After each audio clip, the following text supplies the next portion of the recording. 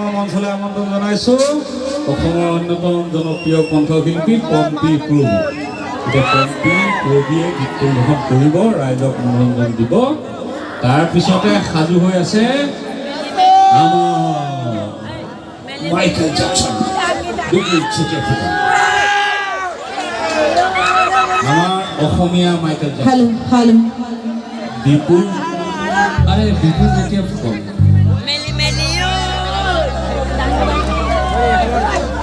Hello hello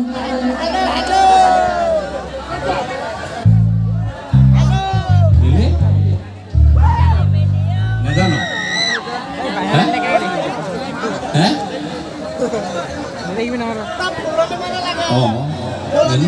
দুপদে কৈছে মাধুৰী দীক্ষিতকো চিনি নাপায়।